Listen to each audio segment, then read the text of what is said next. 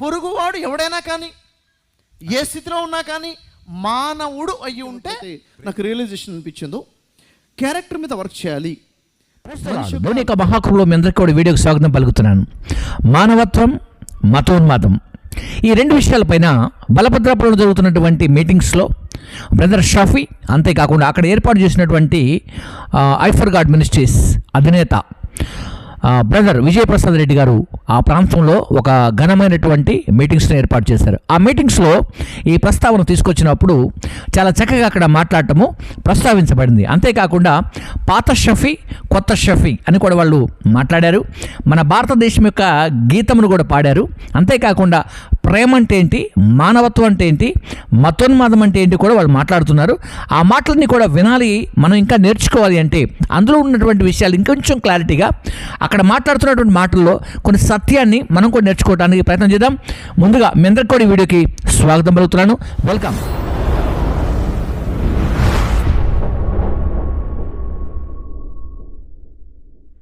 Right. ప్రేమటువంటి దేవుని ప్రజలారా, దేవుని పిల్లలారా, మానవత్వం, అసలు మానవత్వం అంటే ఏంటి, మతోన్మాదం, అసలు మతోన్మాదం అంటే ఏంటి? ఇది మతాల మధ్యలో ఉంటుందా, మనుషుల మధ్యలో ఉంటుందా, మతం నేర్పుతుందా, మనుషులు నేర్చుకుంటున్నారా, ఒక వ్యక్తి ప్రేరేపిస్తే నేర్చుకుంటున్నాడా, ఒక వ్యక్తి పంపిస్తే వచ్చి దుర్మార్గమైన పనులు చేస్తున్నాడా? అంటే అసలు ఈ కమ్యూనికేషన్, ఈ యొక్క క్లారిటీ ఎక్కడ నుండి వస్తుందనే విషయాలు కూడా మనం మాట్లాడుకోవడానికి ప్రయత్నం చేద్దాం. ముందుగా విజయప్రసాద్ రెడ్డి గారు ఒక మానవత్వం గురించి మాట్లాడుతూ ఒక విషయాన్ని గుర్తు చేశారు. మంచి సమరుని యొక్క కథ లేక చరిత్రను బైబిల్ను తీసుకుని వారు మాట్లాడారు. అక్కడ ఒక వ్యక్తి పడిపోయినప్పుడు ముందుగా వచ్చిన వ్యక్తి, రెండో వ్యక్తి కూడా ఎవరు కూడా సహాయం చేయకపోతే మంచి సమరుడు సహాయం చేశాడు. మతం చూడలేదు, కులం చూడలేదు, వ్యక్తిని చూశాడు, వ్యక్తికున్న గాయాలు చూశాడు, వ్యక్తికున్న అవసరతను చూసి ఆ వ్యక్తికి సహాయం చేసి అతను తీసుకునే పూటకుల వాడింటికి చేర్చి భోజనం పెట్టించి మందులు ఇచ్చి వీలుగా ఉంటే తక్కువగా ఉంటే రేపటి దినాన కూడా నేను కొంత అమౌంట్ తీసుకొచ్చి ఇతన్ని కాపాడండి అంటూ కూడా అక్కడ మానవత్వాన్ని చాటినటువంటి వ్యక్తిగా బైబిల్లో ఉన్నటువంటి రెఫరెన్స్ వాళ్ళు ఆధారం చేసుకుని మాట్లాడారు. సో అదే టైంలో షఫీ గారు మాట్లాడుతూ ఒక మాట చెప్పారు, ఏంటంటే మానవ సేవే మాధవ సేవ. అంతేకాకుండా ఇంకొక మాట చెప్తున్నారు, నిన్ను వలే నీ పొరుగు వారిని ప్రేమించు అని ఈ మాటను తీసుకొస్తూ మాట్లాడుతున్నారు. అయితే అక్కడ కింద ఉన్నటువంటి కామెంట్స్ ఏవైతే ఉన్నాయో చాలా వరకు కింద బ్రదర్ చెప్పినట్లుగానే కామెంట్స్ అన్నీ కూడా పనికి మాలినటువంటి కామెంట్స్ పెట్టేవాళ్ళు కొంతమంది ఉన్నారు, పనికొచ్చే కామెంట్లు పెట్టేవాళ్ళు కొంతమంది ఉన్నారు, అంతేకాకుండా అర్థం చేసుకుని కామెంట్లు పెట్టేవాళ్ళు కొంతమంది ఉన్నారు, అనర్థంగా అంటే ఏది కూడా అర్థం కాకుండా కామెంట్లు పెట్టేవాళ్ళు కొంతమంది ఉన్నారు, కొంతమంది మత పిచ్చితో పెట్టేవాళ్ళు ఉన్నారు, కొంతమంది మనుషుల పిచ్చితో పెట్టేవాళ్ళు ఉన్నారు, కొంతమంది మావాడే బెటర్ అనేవాళ్ళు ఉన్నారు, కొంతమంది ఇది వేస్ట్ రా అనేవాళ్ళు కూడా లేకపోలేదు. సో ఇవన్నీ జరుగుతున్నప్పుడు మనము చూసి నేర్చుకోవాల్సిన విషయాలు ఏమేమి ఉన్నాయో ముందుగా మనం మాట్లాడుకోబోయే ముందుగా బ్రదర్ అండ్ షఫీ గారు కూడా మాట్లాడుతున్నారు. వారిద్దరు వీడియో చూసిన తర్వాత మనం మాట్లాడుకుందాం. సో మీ కొరకు నిన్ను వలె నీ పొరుగు వారిని ప్రేమించుము అన్నది ఏదైతే ఉందో, ఇంతకు మించిన స్టేట్మెంట్ ఏముంటుంది చెప్పండి మానవత్వానికి? ఇంతకు మించిన స్టేట్మెంట్ చూడండి. ఇప్పుడు నిన్ను వలె నీ పొరుగు వారిని ప్రేమించాలి. పొరుగువాడు ఎవడైనా కానీ ఏ స్థితిలో ఉన్నా కానీ మానవుడు అయ్యి ఉంటే ప్రేమించాలి. నిజంగా ప్రేమిస్తున్నామా? మనంతా కూడా ఒకసారి గుండె మీద చేసుకొని నిజమైన క్రైస్తవుడిగా మనం ఉన్నామా? నిజంగానే ప్రేమిస్తున్నాం? సంవత్సరాల పాటు ఖురాన్ మరియు బైబిల్లో ఉన్న సమాంతర విషయాల గురించి మాట్లాడుతూ కొన్ని వందల ప్రసంగాలు చేస్తున్నాను, కొన్ని డిబేట్స్ కూడా చేస్తున్నాను, క్వశ్చన్ ఆన్సర్స్కి ఆన్సర్స్ ఇచ్చే ప్రయత్నం చేస్తున్నాను. ఏ విశ్వాసాలు అయితే రెండు గ్రంథాల్లో సమాంతరంగా ఉన్నాయని నాకు అనిపించాయో వాటి వైపుకు ప్రజలను ఆహ్వానించే ప్రయత్నం చేసుకుంటూ వచ్చాను. సరే, దాంట్లో కొంతమంది ఏకీభవించారు, కొంతమంది ఏకీభవించలేదు. ఆ తర్వాత నాకు అనిపించిన విషయం ఏంటంటే, ఇది కాదు అసలు విషయము. విశ్వాసాలు ఇంకా చెప్పాలంటే ఆ నమ్మకాలు ఇది కాదు, మనిషి క్యారెక్టర్ చాలా ముఖ్యము అన్న విషయం ఎప్పుడైతే నాకు రియలైజేషన్ అనిపించిందో, క్యారెక్టర్ మీద వర్క్ చేయాలి, మనిషి యొక్క వ్యక్తిత్వ నిర్మాణం మీద వర్క్ చేయాలి అని ఎప్పుడైతే నాకు స్ట్రాంగ్ రియలైజేషన్ అయిందో, వెంటనే నేను పర్సనాలిటీ డెవలప్మెంట్ మీద వర్క్ చేయడం స్టార్ట్ చేశాను. ముఖ్యంగా యూత్ని ఫోకస్ చేసుకుంటూ స్కూల్స్లలో, కాలేజెస్లలో, నాకు తెలిసి మీరందరూ చూస్తుంటారు, అనేక లక్షల మంది హృదయాలని టచ్ చేసే ఒక అవకాశాన్ని ఆ భగవంతుడు, ఆ సర్వేశ్వరుడు, ఆ ప్రభువులకు ప్రభు అయిన దైవం కల్పించడం జరిగింది. రైట్. ఇప్పుడు గమనిద్దాం, అసలు మానవత్వము అంటే ఏంటి?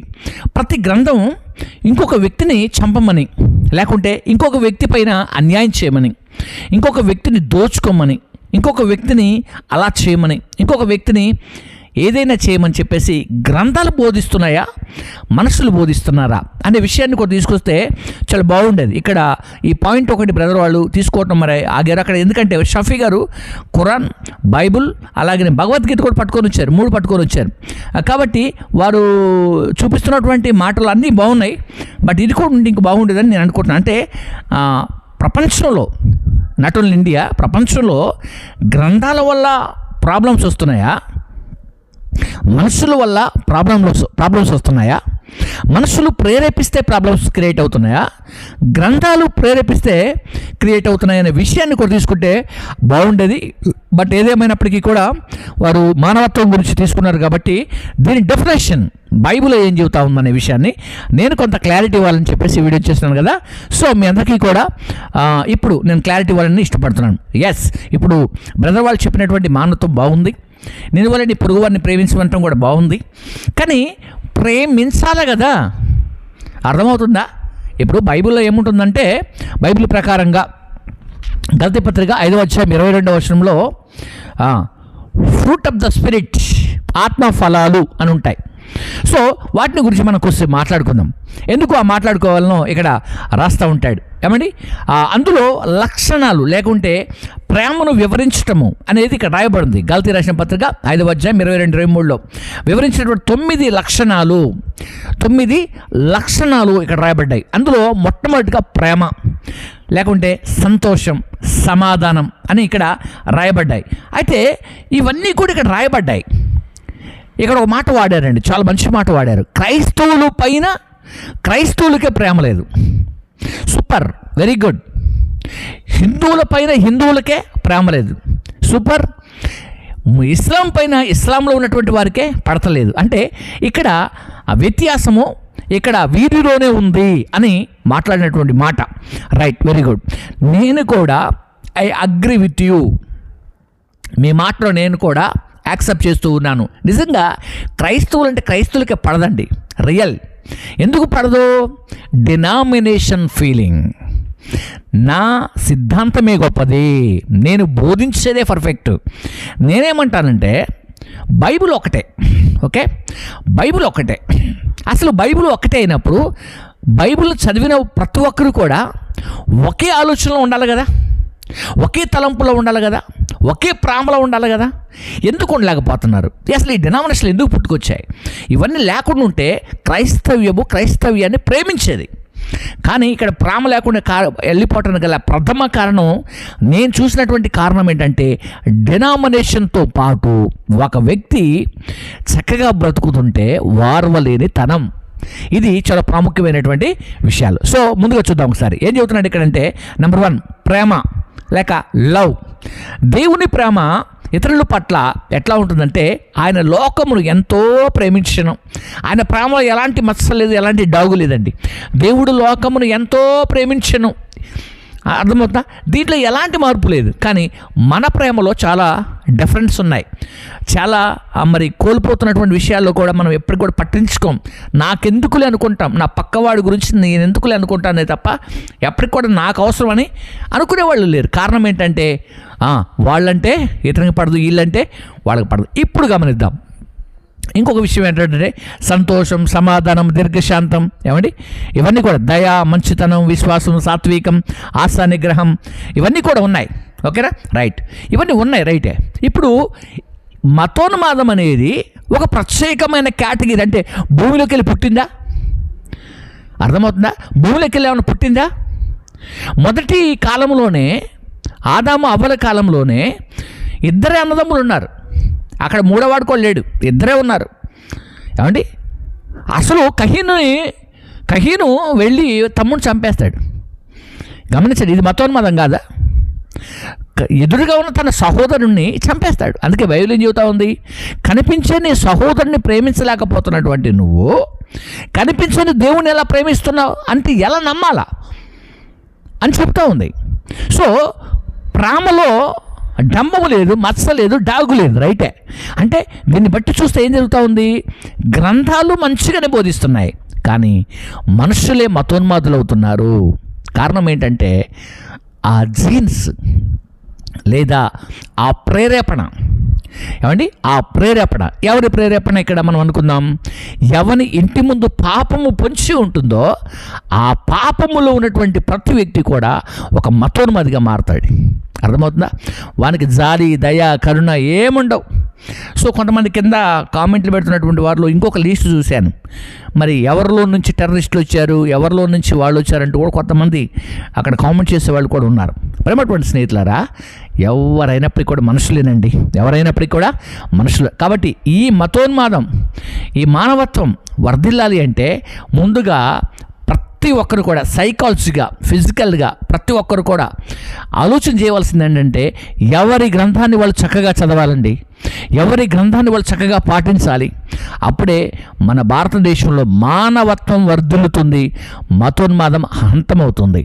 కాబట్టి ఈ ఈ ఈ మనిషిలో ఉన్నటువంటి రాతి గుండె తీసేసి మాంసపు గుండె కావాలంటే అది కేవలం గ్రంథానికే సాధ్యం. అది చదివినప్పుడు పరిశుద్ధాత్మకే సాధ్యం, ఆత్మకే సాధ్యం. దేవుడు ఆత్మ కనుక ఆయన ఆరాధించేవారు ఆత్మతోనూ సత్యంతోనూ ఆరాధించాలి. కాబట్టి నేను ఫైనల్గా ఒకే మాట చెబుతున్నాను, ఎవరి గ్రంథాలు వాళ్ళు చక్కగా చదవండి, ఎవరి గ్రంథాలను వాళ్ళు చక్కగా వివరించుకోండి. భయము కలిగి, భక్తి కలిగి ఈ దేశంలో ప్రతి ఒక్కరు, ఈ దేశమే కదా, ఏ దేశమైనా సరే అండి, ఎక్కడికి వెళ్ళినా ప్రేమ కలిగి బ్రతికితే అందరూ కూడా క్షేమంగా ఉంటారు. అలాంటి క్షేమకరమైన వాతావరణం మన దేశంలో కూడా ఉండాలని కూడా నేను కోరుకుంటున్నాను, మనసారా కోరుకుంటున్నాను. మీ అందరికీ కూడా ప్రైజ్ ద లార్డ్ తెలియజేస్తున్నాను. ఈ సమయంలో మరి ఈ యొక్క మీటింగ్స్ ఏర్పాటు చేసినటువంటి విజయప్రసాద్ రెడ్డి గారికి, అలాగే ఈ కార్యక్రమానికి విచ్చేసినటువంటి బ్రదర్ షఫీ గారికి, మరి ప్రాముఖ్యంగా అక్కడ ఉన్నటువంటి స్నేహితులందరికీ, సహోదరులందరికీ కూడా హృదయపూర్వకమైనటువంటి శుభాలు. అంతేకాకుండా ఇప్పటివరకు ఈ వీడియోని వీక్షించిన మీ అందరికీ కూడా నేను శుభాలు తెలియజేస్తాను. దయచేసి గమనించండి, మతాలు ఏదైనా మనుషులంతా ఒకటే. ఏమండి, కులం ఏదైనా మనుషులందరూ ఒకటే. మనిషిని మనిషి ప్రేమించాలి.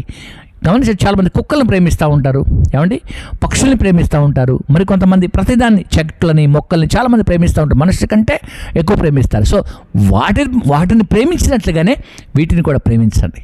వాటిని ఎలా ప్రేమిస్తున్నారో వీటిని కూడా ప్రేమించండి. వాటిపైన ఎలా మీ ప్రేమ చూపిస్తున్నారో వీటిపైన కూడా అలా ప్రేమ చూపాలని కూడా నేను కోరుకుంటున్నాను. కాబట్టి మనందరం కూడా ఈ ప్రపంచంలో, ఈ దేశంలో కేవలం మనమందరం కూడా ఒక యాత్రికులం, ఒక ప్రయాణం చేస్తున్నటువంటి యాత్రికులం.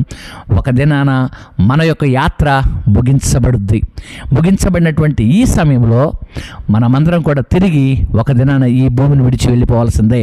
అంత మాత్రం దానికి కొట్లాటలు ఎందుకంటూ కూడా విజయప్రసాద్ రెడ్డి గారు కూడా 60-70 సంవత్సరాల బతికి ఈ జీవితాన్ని, ఈ చిన్న జీవితంలో కూడా ఇలాంటి ఉన్నాయని కూడా వారు కూడా చెప్పారు. నేను కూడా చెబుతున్నాను, మీరు కూడా నేర్చుకోండి. మనందరం కలిసి దేవుని యొక్క మాటలు విందాం, దేవుని ప్రేమలో ముందుకు సాగుదాం. గాడ్ బ్లెస్ యూ అందరికీ కూడా.